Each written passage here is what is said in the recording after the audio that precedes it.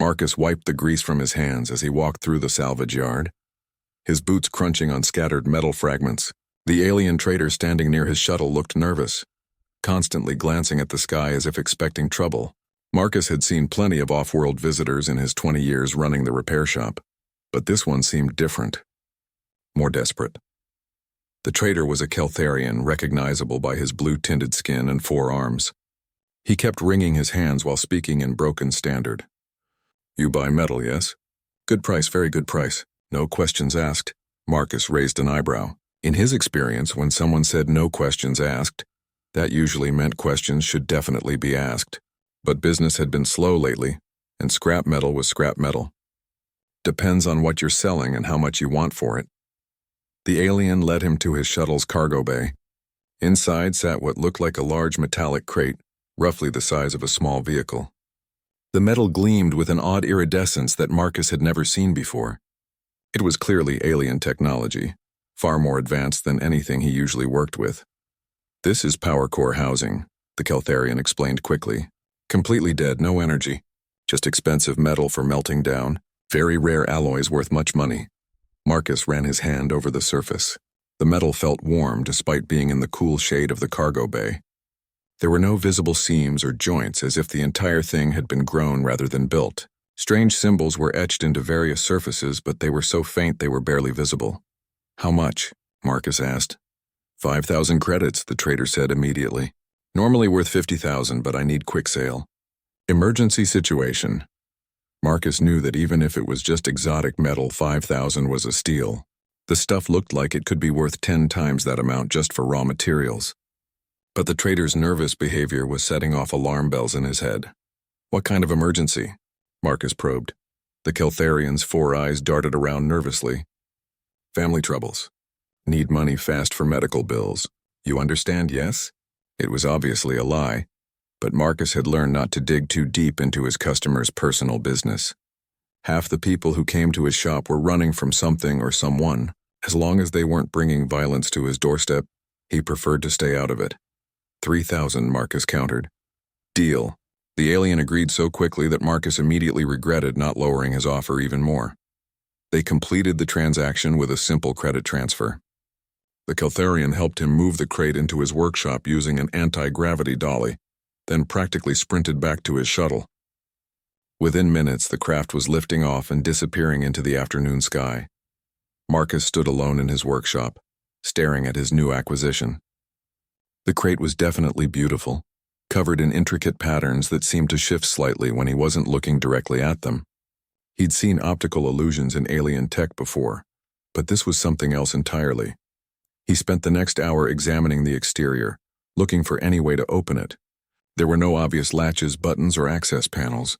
The symbols carved into the surface might have been some kind of control system, but he couldn't make sense of them. They reminded him of constellation patterns mixed with mathematical equations. As evening approached, Marcus decided to leave the mysterious crate alone for the night. He had regular work to finish, including a broken hyperdrive motivator for Mrs. Chen and a faulty atmospheric recycler for the mining station. Paying customers came first, and the crate wasn't going anywhere. He was just finishing up the recycler repair when he heard it. A sound so faint he almost missed it over the hum of his equipment. It was coming from the direction of the crate, a low, rhythmic noise that sounded almost like breathing. Marcus froze, listening carefully. Nothing but silence.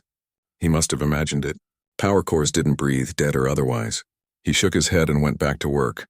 But the feeling that he was being watched refused to go away. Over the next few days, Marcus tried everything he could think of to open the crate. He used sonic scanners, thermal imaging, even tried speaking various common alien languages at it.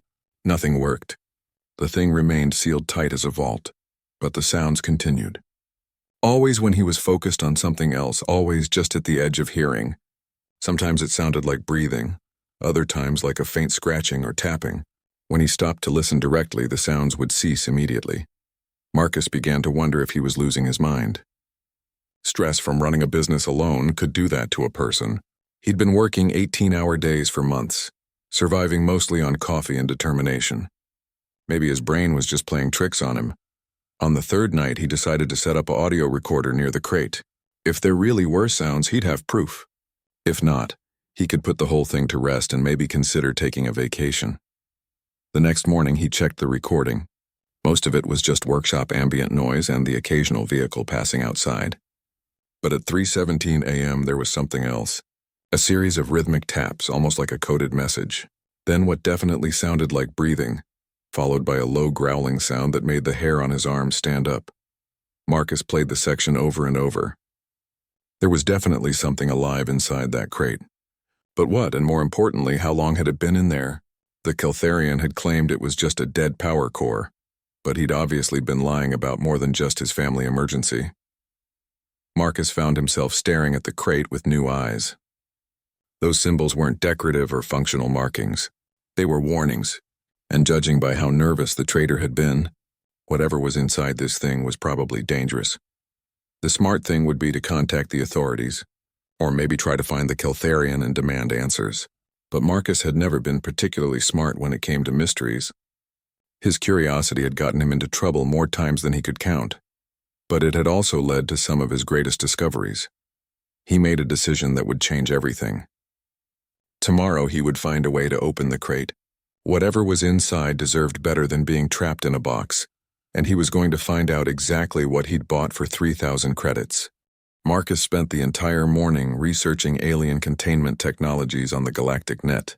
Most of what he found was either classified or required credentials he didn't have. However, he did discover that several species used biolock systems that responded to specific pheromones or electromagnetic signatures. He tried everything from playing different frequency sounds to waving various electronic devices near the symbols. Nothing worked until he accidentally cut his finger on a sharp piece of metal while adjusting his scanner. A drop of blood hit one of the symbols on the crate's surface. The reaction was immediate. The symbol began to glow with a soft blue light, and the glow spread to adjacent symbols like ripples in a pond. Within seconds, the entire surface of the crate was covered in pulsing blue patterns. The metal began to hum, a low vibration that Marcus felt in his bones. With a soft hissing sound, seams appeared where none had been visible before. The top section of the crate lifted slightly, revealing a thin line of darkness around the edge. Marcus backed away, grabbing a plasma cutter from his workbench. He had no idea what he was about to face. The lid continued to rise with mechanical precision.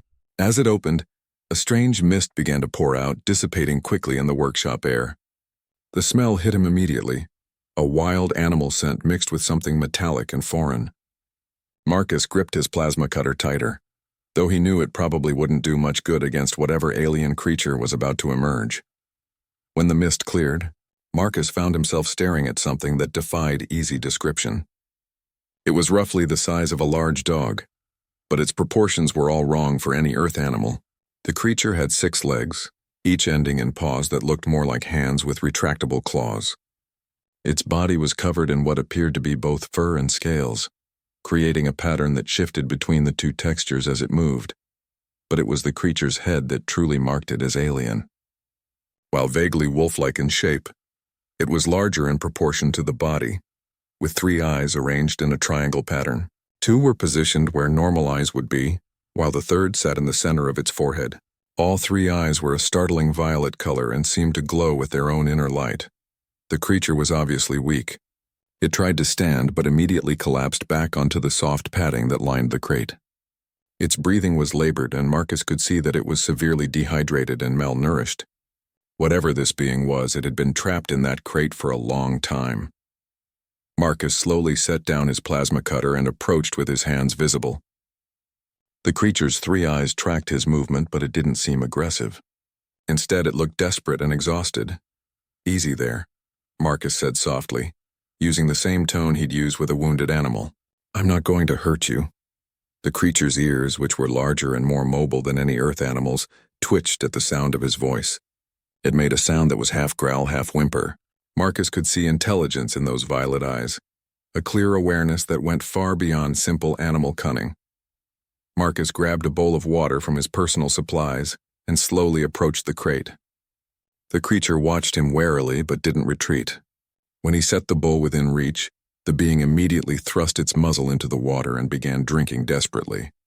Marcus had to refill the bowl 3 times before the creature finally lifted its head. "That's better," Marcus murmured. "Now let's see about getting you some food." He didn't have much in his workshop that would be suitable for an unknown alien species. His own lunch consisted of a protein bar and some dried fruit, hardly gourmet fare.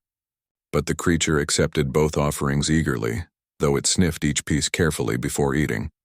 As the being regained some strength, it began to examine its surroundings more carefully. Its three eyes moved independently, allowing it to observe multiple areas simultaneously. When its gaze fell on Marcus, he felt an odd sensation, as if the creature was looking deeper than just his physical appearance. Marcus found himself wondering about the being's origins. It was clearly intelligent, possibly even sentient. The way it had been packaged suggested it was being transported rather than shipped as cargo. But why would someone seal an intelligent creature in what was essentially a high-tech prison? The creature struggled to its feet again, this time managing to stay upright. It was larger than Marcus had initially thought, easily the size of a large wolf when fully extended. Despite its obvious weakness, there was an undeniable grace to its movements, a predatory elegance that suggested it was normally a formidable being. Marcus noticed fresh scars along the creature's flanks, some obviously made by energy weapons. Whatever had happened to this being, it had involved violence. Someone had captured it, possibly after a fight, and then sold it as scrap metal to get rid of the evidence. The thought made Marcus angry. He'd seen enough cruelty in his years dealing with various species. But there was something particularly offensive about treating an intelligent being like disposable cargo. No wonder the Keltharian had been so nervous and eager to make a quick sale. The creature began to explore the confines of the crate, sniffing at the walls and padding. When it looked up at Marcus again, it made a series of soft sounds that were clearly some form of communication. The tone seemed questioning, as if it was trying to understand its situation. Marcus wished he had a universal translator, but those devices were expensive and he'd never needed one for his repair work. He tried responding in a few alien languages he knew, but the creature showed no recognition. Whatever species this was, it wasn't one he'd encountered before. The being seemed to understand that Marcus meant no harm. It climbed carefully out of the crate, moving with obvious pain but determined independence. Once on the workshop floor, it began a more thorough investigation of its surroundings, always keeping Marcus in sight with at least one of its three eyes. Marcus watched, fascinated despite the complications this discovery had brought into his life. The creature's movements were fluid and purposeful, its three eyes working together to build a complete picture of the environment. When it paused to examine one of his tools, Marcus could see the intelligence behind those violet orbs trying to understand human technology. After several minutes of exploration, the creature returned to where Marcus was sitting. To his surprise, it slowly lowered itself into a resting position facing him. Its three eyes focused intently on his face. The gesture seemed almost formal, like a diplomatic acknowledgement. Marcus had the distinct impression that the creature was trying to communicate something important. It made a series of complex sounds varying in pitch and rhythm. When Marcus didn't respond with understanding, the being tried again, this time incorporating gestures with its front paws. "I wish I could understand you," Marcus said helplessly. The creature tilted its head, considering him with those unsettling violet eyes. Then to Marcus's amazement, it slowly extended one paw toward him. The gesture was clearly deliberate and non-threatening. Marcus hesitantly reached out his own hand. When their skin made contact, the world exploded into sensation. Images flooded Marcus's mind. Star systems he'd never seen, cities that defied architectural logic, beings of incredible diversity and beauty, but underlying all the wonders was a current of fear and desperation. He saw ships burning in space, worlds going dark, and everywhere the sense of something terrible approaching. The contact lasted only seconds before the creature pulled away, but Marcus was left reeling. Whatever communication method the being had just used, it had conveyed more information in those few moments than hours of conversation could have managed. The creature watched him with what might have been concern as Marcus struggled to process what he'd experienced. One thing was clear from the visions: this being wasn't just a random alien animal. It was a refugee from something far more dangerous than Marcus had imagined. Marcus staggered backward, his mind still reeling from the psychic contact. The images had been so vivid, so real, that for a moment he felt like he'd lived through them himself. The creature watched him with obvious concern, making soft chittering sounds that somehow conveyed sympathy. What? What was that? Marcus gasped, though he already suspected the answer. The being's 3 eyes focused on him with intense concentration. It extended its paw again, but this time Marcus was ready. The contact was gentler, more controlled. Instead of overwhelming images, he received focused thoughts and concepts. The creature's name was something like Kalen, though the psychic translation wasn't perfect. It was indeed a refugee, fleeing from something called the Devourers. The mental images that accompanied this name made Marcus's blood run cold. He saw swarms of insectoid ships consuming entire planets, leaving nothing but empty husks floating in space. Kalen's people, the Zephyrians, had been among the first to encounter the Devourers. They'd tried to fight, but their enemy was unlike anything the galaxy had seen before. The Devourers didn't just conquer worlds, they consumed everything. People, resources, even the life force of planets themselves. The Zephyrian evacuation had been chaotic and desperate.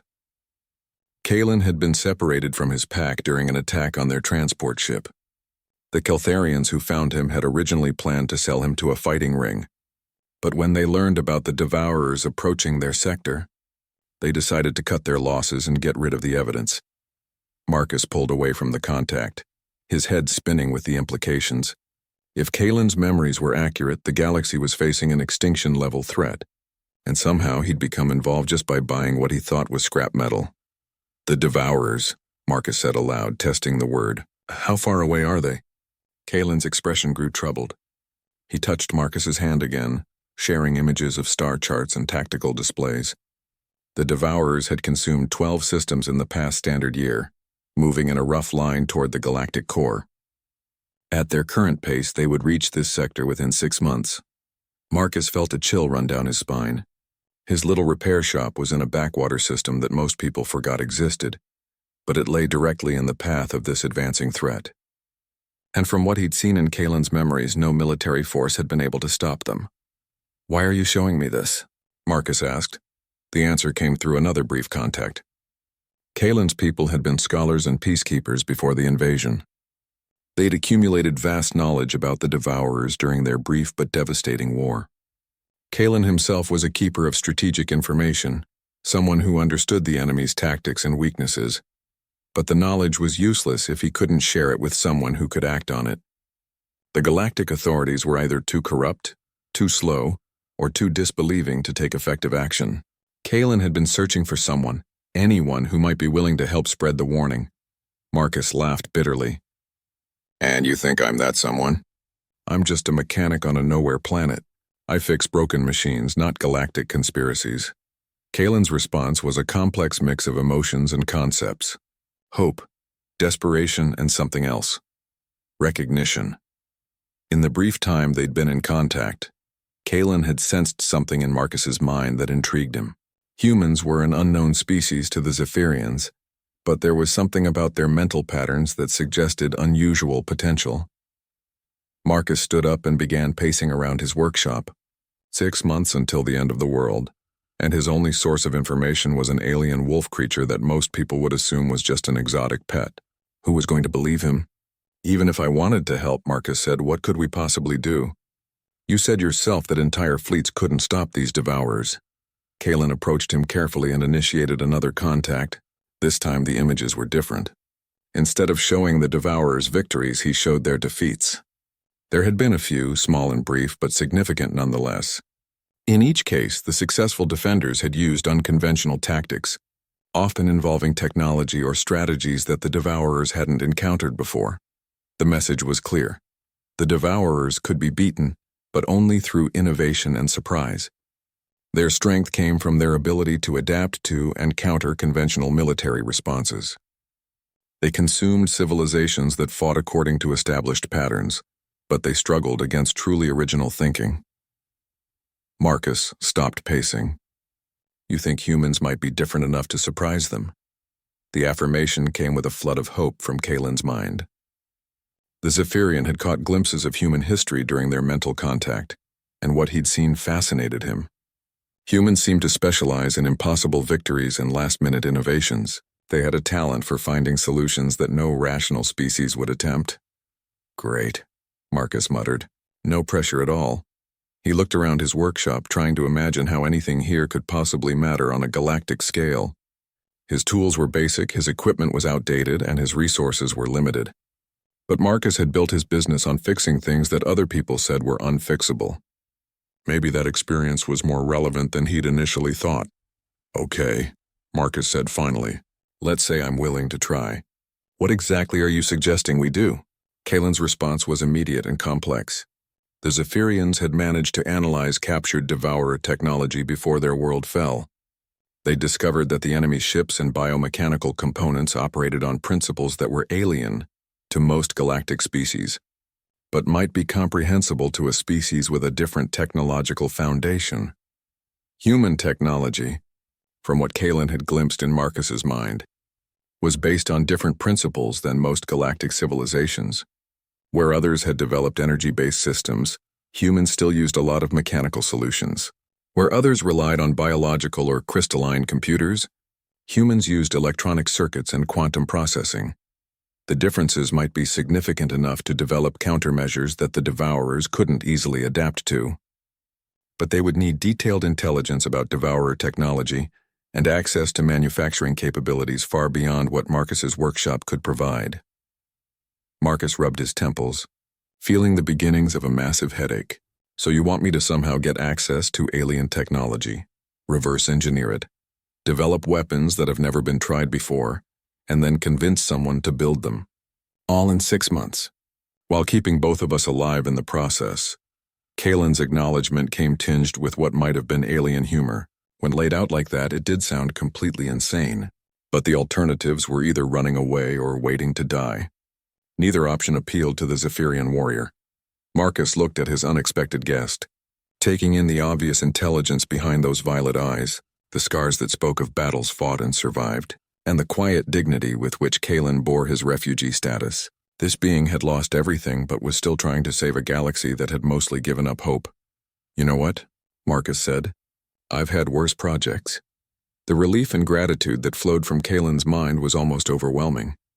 For the first time since his world had fallen, the Zephyrian felt like he might not be alone in this impossible fight. Marcus walked over to his computer terminal and began pulling up files.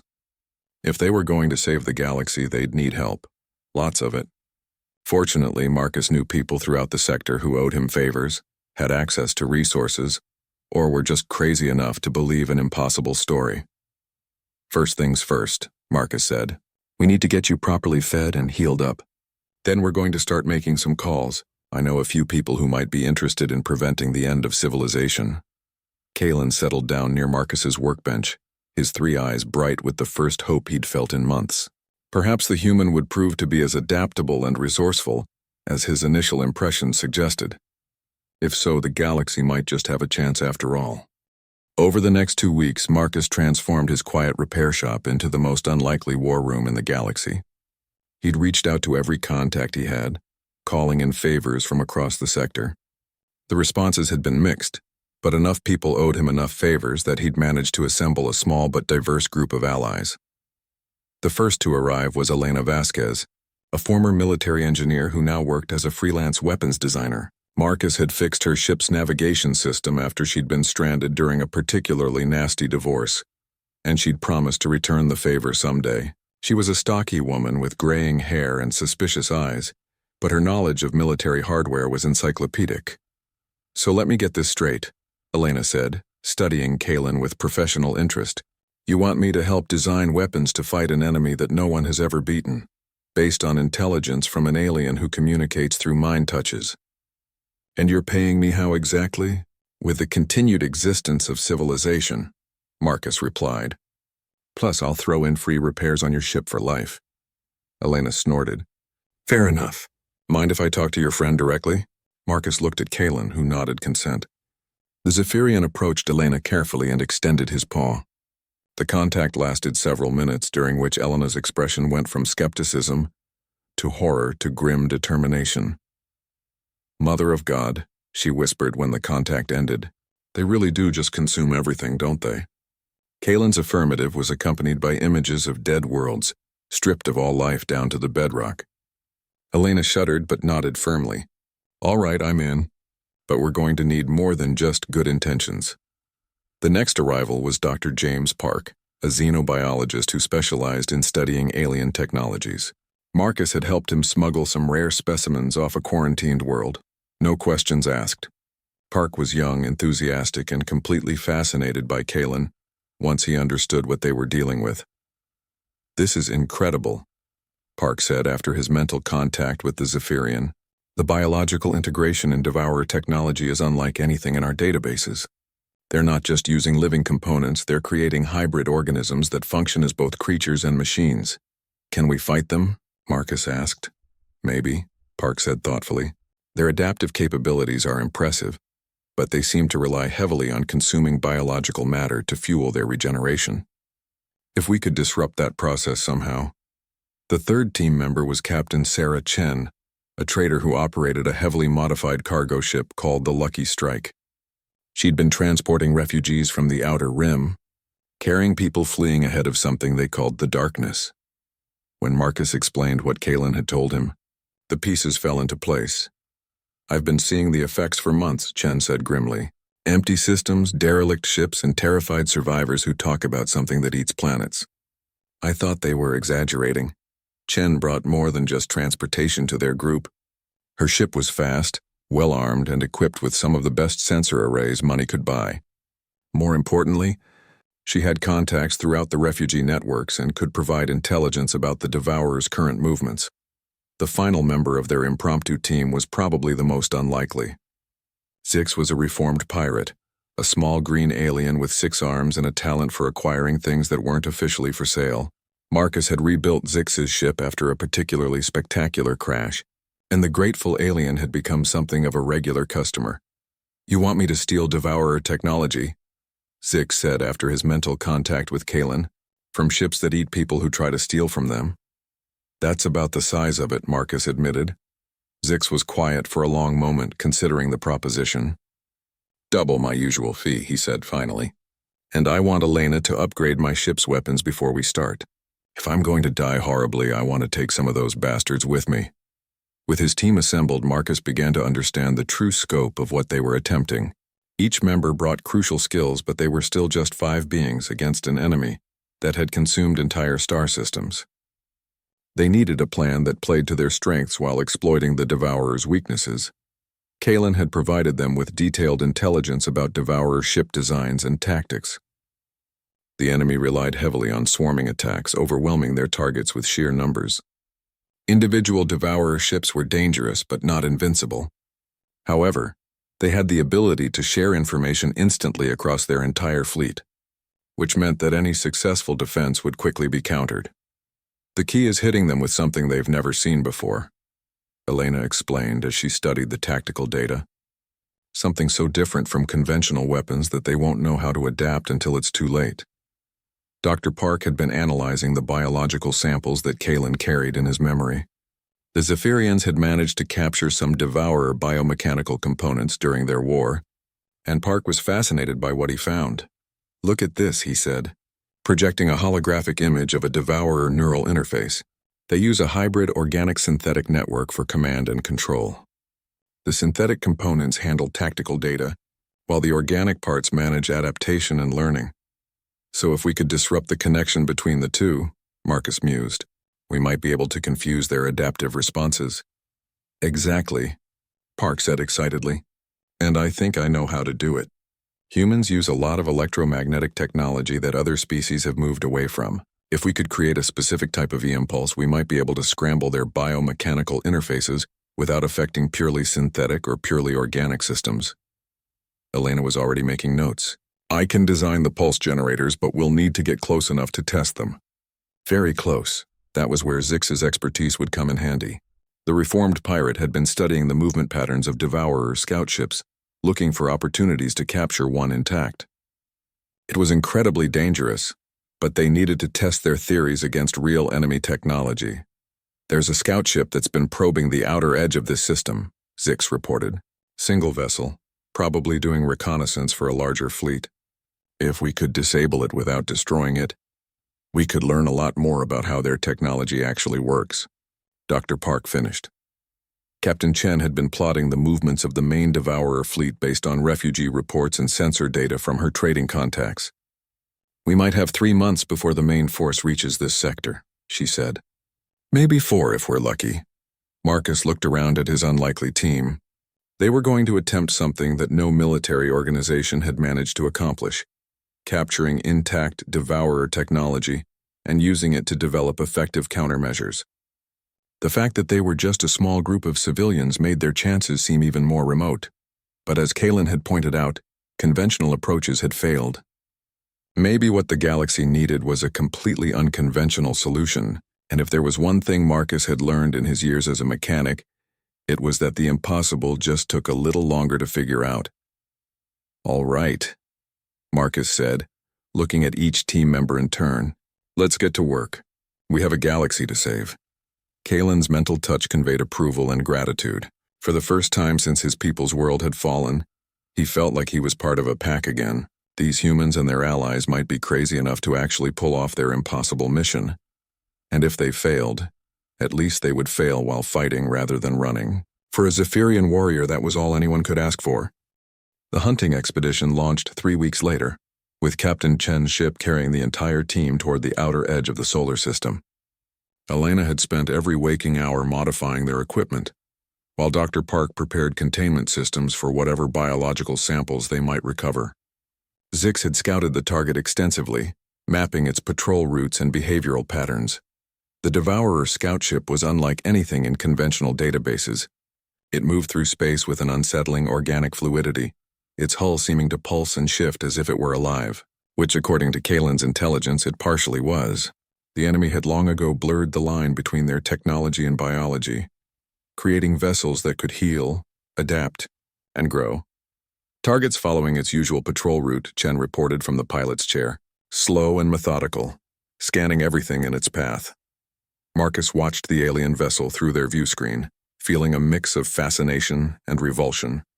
The ship's surface was covered in what looked like metallic scales that occasionally shifted position, creating new patterns across its hull.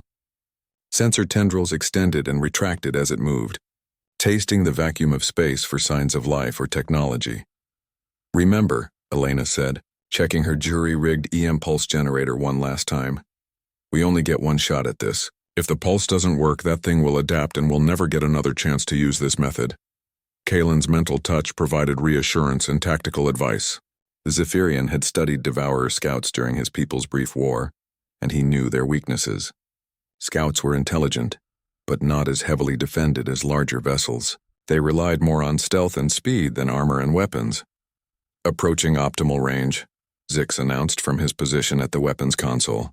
His 6 arms moved over the controls with practiced efficiency. "Scout hasn't noticed us yet, but that won't last much longer."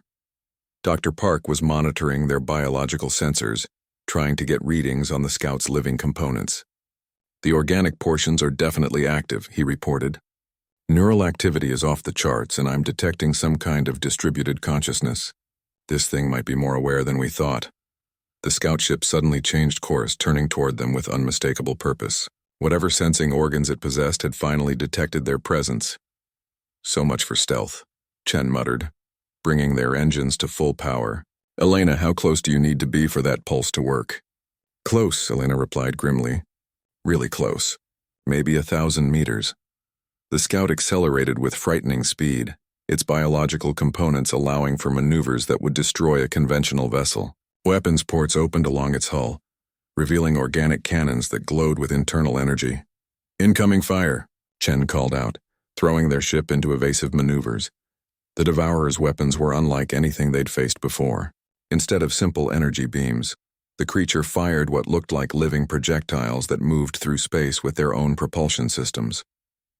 The biomissiles adjusted course as Chen tried to dodge, pursuing their ship with relentless determination. Zix returned fire with their modified weapons, scoring several hits on the scout's hull. But instead of causing lasting damage, the wounds began to close almost immediately. The ship's biological components were healing faster than conventional weapons could damage them. "Elena, we need that pulse now," Marcus shouted over the noise of impacts against their hull. "Not yet," Elena replied, watching her range indicators.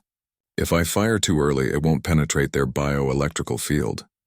"We need to get closer," Chen pushed their ship to its limits, diving toward the Scout in a desperate gambit. The alien vessel responded by extending massive tendrils from its hull, trying to ensnare them in a biological net. The Lucky Strike shuddered as one of the tendrils scraped along their hull, leaving organic residue that immediately began trying to burrow through the metal. 800 meters, Elena called out. Almost there. Kalen's mental touch conveyed urgent warning. The Scout was preparing something new, some weapon or defense that the Zephyrian recognized from bitter experience. They had moments before the creature unleashed whatever surprise it was preparing. Now, Marcus yelled. Elena triggered her EM pulse generator, sending a focused burst of electromagnetic energy toward the Scout ship. The effect was immediate and dramatic. The organic portions of the vessel convulsed as if in pain, while the synthetic components flickered and sparked. The ship's smooth movements became jerky and uncoordinated as its biological and mechanical systems lost synchronization. It worked, Dr. Park shouted with excitement. The biomechanical interfaces are disrupted. The ship is trying to adapt, but it can't coordinate the response. Zix didn't waste the opportunity. He fired a spread of modified capture nets, electromagnetic webs designed to disable rather than destroy. The nets enveloped the Confusion Scout, shorting out its remaining weapons and trapping it in an energy field. Got it, Zix announced with satisfaction. One intact Devourer Scout ready for analysis. But their victory celebration was short-lived. Kalen's mental warning came urgent and sharp. The Scout's distress signals were being transmitted on frequencies that could reach across star systems. They had succeeded in capturing their prize, but they had also announced their presence to every Devourer vessel within range. How long before reinforcements arrive? Marcus asked. Chen was already calculating jump coordinates. Depends on how far away the nearest fleet is. Could be hours, could be days. But they will come. Dr. Park was scanning the captured Scout with every instrument at his disposal. The biological components are still alive but barely conscious. We can study them, but we'll need to work fast. Elena was examining the disrupted technology with obvious fascination. This EM pulse approach definitely works, but only as a surprise attack. Look at this. She pointed to readings on her scanner. The synthetic components are already trying to develop countermeasures. Given enough time, they'll adapt to resist our pulse entirely. Marcus felt a moment of despair. They'd proven that Devourer ships could be defeated, but only once. After this engagement, their electromagnetic weapon would be useless against the main fleet. But then he realized something that made him smile despite their desperate situation. The Devourer's greatest strength was also their weakness. They adapted to threats by sharing information across their entire network. That meant every ship in their fleet would soon know about the EM pulse and develop countermeasures. But it also meant they would share the belief that electromagnetic weapons were humanity's primary threat, which meant they wouldn't be prepared for the real attack Marcus was beginning to plan. Zix, how fast can you get us back to my workshop? Marcus asked. With this Scout in tow? Maybe 6 hours if we push the engines hard. Do it, Marcus ordered. Elena, I need you to start designing a much bigger EM pulse generator, something that looks like it could threaten an entire fleet. Elena looked puzzled. Marcus, I just told you they'll adapt to resist EM pulses. Building a bigger one won't help. Marcus's grin widened. I know. That's exactly what I want them to think. Kalen's mental touch conveyed curiosity mixed with admiration. The human's thoughts were moving in directions that the Zephyrian found both alien and inspiring. Perhaps this species really did have the unconventional thinking necessary to defeat the Devourers. As their ship jumped toward home with its captive prize, Marcus began outlining a plan that was either brilliant or completely insane. Given their circumstances, he figured there wasn't much difference between the two. The real war was about to begin, and Marcus intended to fight it with the oldest human tradition of all, making the enemy think they knew what was coming, right up until the moment they discovered they were completely wrong. Marcus's workshop had been transformed into something that barely resembled a repair facility. The captured Devourer Scout sat in the center bay, surrounded by analysis equipment and monitoring devices. Dr. Park had been working around the clock to understand its biological components, while Elena reverse-engineered the synthetic systems. What they'd discovered was both fascinating and terrifying. The Scout wasn't just a ship with biological components. It was a hybrid organism capable of independent thought and adaptation. The creature was still alive but trapped in a state of confusion as its bioelectrical system struggled to re-establish normal function. The neural networks are incredibly sophisticated, Dr. Park explained, pointing to holographic displays of the creature's brain-like structures. It's not just following programmed responses. This thing was actually thinking, making decisions based on tactical analysis and creative problem-solving. Elena nodded grimly. And the synthetic components are designed to enhance that intelligence rather than replace it. They're sharing processing power with the biological systems, creating a hybrid consciousness that's more than the sum of its parts. Marcus studied the readings with growing understanding. No wonder conventional forces couldn't defeat the Devourers. They weren't fighting machines or animals, but something that combined the best aspects of both. Each ship was essentially a genius-level intelligence, backed by adaptive biology and advanced technology. But that complexity was also their weakness. The more sophisticated a system became, the more ways it could be disrupted. And Marcus was beginning to understand exactly how to exploit that vulnerability. "How's the construction coming along?" he asked Elena. She gestured to the massive device taking shape in the workshop's main bay. The giant EM pulse generator looked appropriately intimidating, with gleaming coils and energy conduits that sparked with barely contained power. It was designed to look like humanity's ultimate weapon, something that could threaten an entire Devourer fleet. "It'll work exactly as advertised," Elena said with a grin. "One massive electromagnetic pulse that should be visible from orbit. Of course, it'll only work once before they adapt to it, but that's the whole point, isn't it?" Zix had been monitoring communications frequencies, tracking the approach of the Devourer fleet. "They're definitely coming," he reported. "I'm picking up the same bioelectrical signatures that the scout was broadcasting. Estimate arrival in 18 hours. Captain Chen was coordinating with refugee ships throughout the system, helping them evacuate while gathering intelligence about Devourer tactics. The main fleet is massive," she reported. "At least 50 ships, maybe more. And they're not just scouts like the one we captured. These are full-sized warships with enough firepower to sterilize a planet." Marcus felt the familiar weight of impossible odds settling on his shoulders. 50 ships against their small team seemed hopeless, but he'd learned to approach problems from unexpected angles. The key was making the enemy fight the battle he wanted them to fight. Kalen approached him for a mental contact, sharing tactical insights from his people's brief war with the Devourers. The Zephyrians had tried conventional resistance and failed, but they'd observed some interesting patterns in Devourer behavior. The enemy was aggressive but predictable, following logical tactical doctrine based on their technological superiority. "That's what we're counting on," Marcus murmured. "They think like generals, not like mechanics." The real weapon wasn't the giant EM generator that Elena was building. That was just misdirection, designed to make the Devourers think they understood humanity's capabilities. The actual plan was much simpler and far more dangerous. Dr. Park had discovered something crucial during his analysis of the scout's biological components. The creature's neural networks operated on specific biochemical frequencies, maintaining synchronization across all its hybrid systems. Disrupt those frequencies and the entire organism would collapse into chaos. More importantly, the Devourers shared certain biological templates across their entire species. They were essentially variations on a theme, which meant a weapon designed to target one could potentially affect them all. "The virus is ready," Dr. Park announced, holding up a small containment cylinder. "It's not really a virus in the conventional sense, more like a biological software patch that corrupts their neural synchronization. Once it spreads through their bioelectrical networks, their ships should lose coordination and higher brain functions." Elena looked skeptical. "How are we supposed to deliver a biological weapon to 50 enemy ships? We don't have the firepower to fight our way through their defenses." Marcus smiled. "We don't fight our way through. We let them come to us."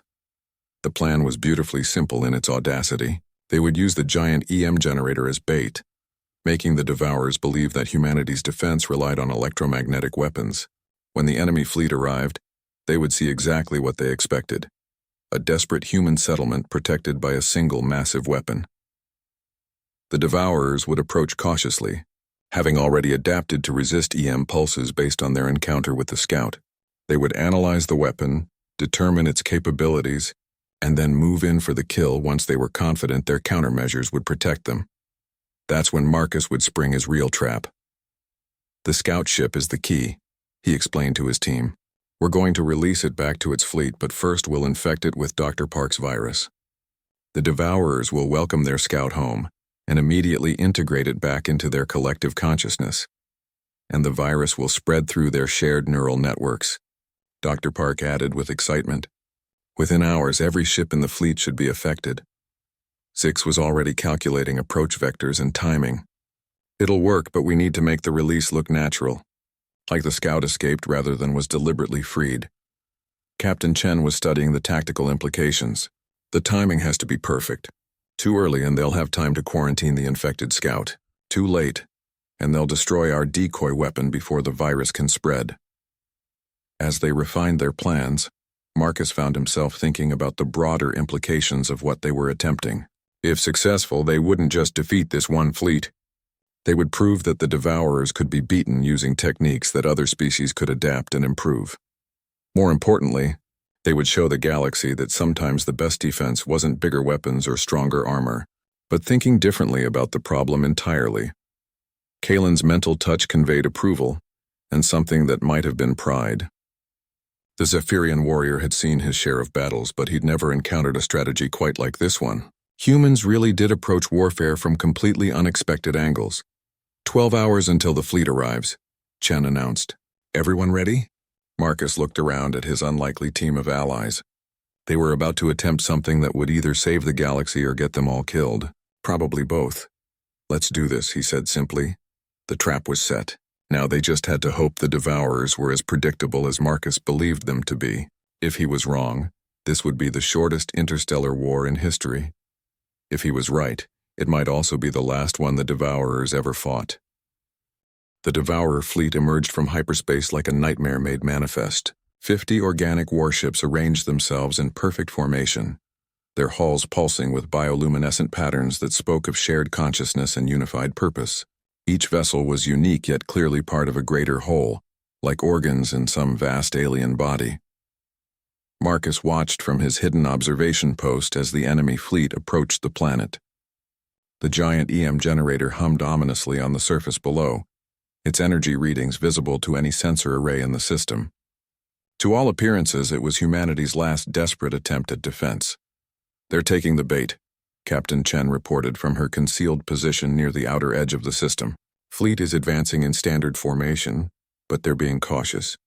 Looks like they're expecting EM-based defenses. Dr. Park was monitoring the infected scout from his mobile laboratory. The creature had been carefully programmed with Dr. Park's biological virus, though it remained unaware of its infection. Biological readings are stable.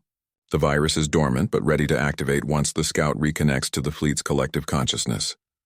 Elena checked her weapon systems one final time. Her job was to make the EM generator look convincingly threatening while secretly preparing for the scout's release.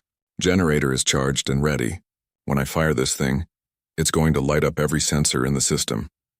The Devourer fleet paused at the edge of weapons range, clearly analyzing the situation. Marcus could imagine their collective intelligence weighing options, calculating threats, and planning their assault. They would be confident but not careless, having learned to respect electromagnetic weapons based on their encounter with the scout. Zix's voice crackled over the communication system. Scout ship is ready for release. I've made it look like it escaped from our holding facility. Damage is consistent with a breakout attempt. Marcus took a deep breath. Everything depended on the next few minutes. If the Devourers suspected a trap, they would destroy the scout rather than risk contamination. If they acted too quickly, the virus wouldn't have time to spread through their entire fleet. Release the scout, Marcus ordered. On his screens, Marcus watched as the captured Devourer ship broke free from its containment field, apparently having overcome the electromagnetic restraints through brute force. The scout immediately began transmitting distress signals on Devourer frequencies, calling for rescue and assistance. The response was immediate. 3 ships broke from the main formation, racing toward their escaped comrade. Marcus held his breath as the rescue ships approached, hoping that Devourer loyalty would overcome their caution. The lead rescue ship extended biological docking tubes toward the scout, establishing the neural connections that would allow them to share consciousness and information. Through his sensors, Dr. Park watched as the virus began its work, spreading from the scout's infected systems into the rescue ship's neural networks. Infection confirmed. Dr. Park reported with barely contained excitement. The virus is replicating and spreading. It should reach the main fleet within minutes. But Marcus knew they couldn't just wait for the virus to do its work. They needed to keep the Devourers focused on the wrong threat until it was too late to respond effectively. "Elena, fire the generator," Marcus ordered. The massive EM pulse lit up the sky like a miniature star, sending electromagnetic radiation cascading across space. Every Devourer ship in the fleet registered the pulse, their sensors screaming warnings about the approaching energy wave. But as Elena had predicted, their countermeasures held.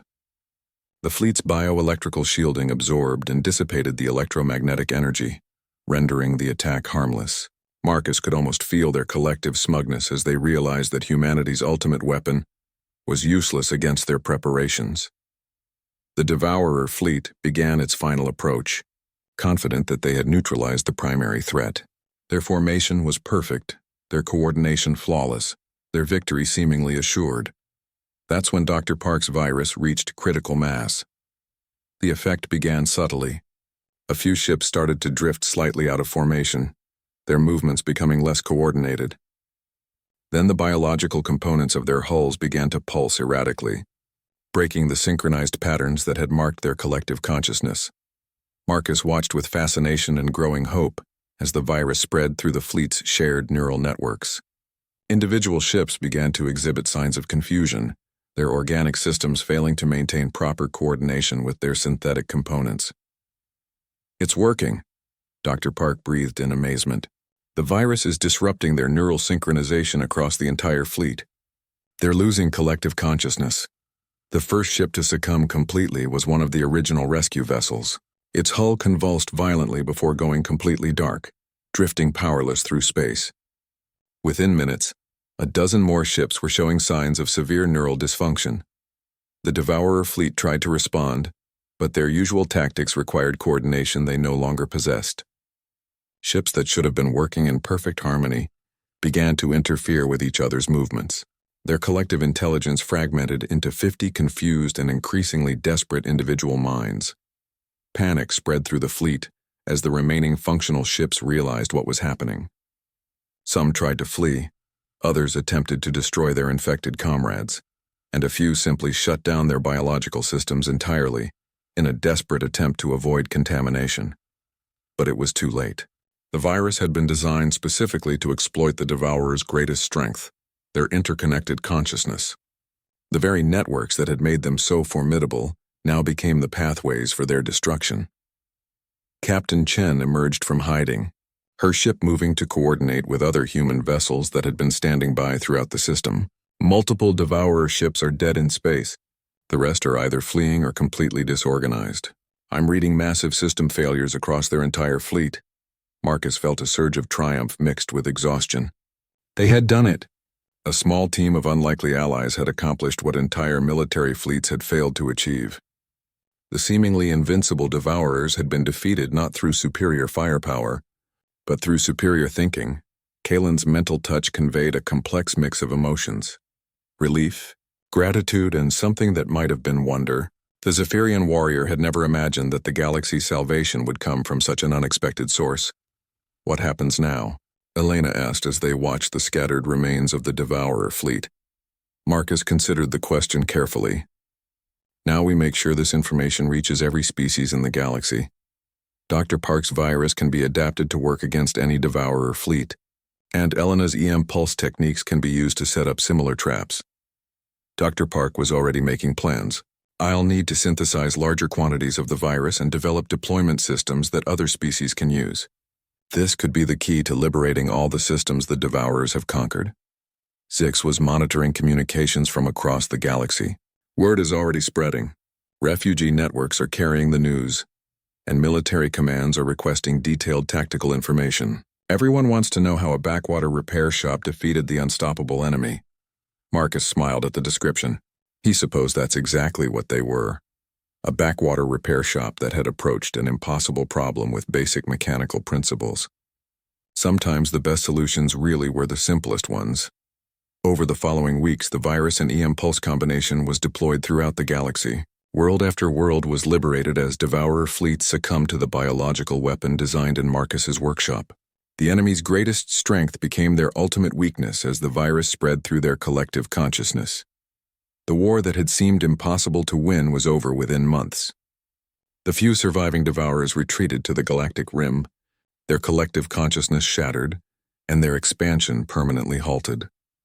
Marcus returned to his repair shop, which had become something of a pilgrimage site for beings from across the galaxy. He still fixed broken machines and helped stranded travelers, but now he also consulted on defensive strategies and unconventional problem-solving. Kalen chose to stay, becoming both a friend and a partner in Marcus's expanding operation. The Zephyrian's tactical knowledge combined with human ingenuity proved to be a formidable combination for solving problems that others considered impossible. Sometimes, Marcus reflected as he worked on a particularly challenging repair, the universe's biggest problems just needed someone willing to approach them from a completely different angle. The Devourers had been defeated not because humans were stronger or more advanced, but because they thought differently about what victory looked like. And in a galaxy full of species that had forgotten how to be unpredictable, that difference had made all the difference in the world.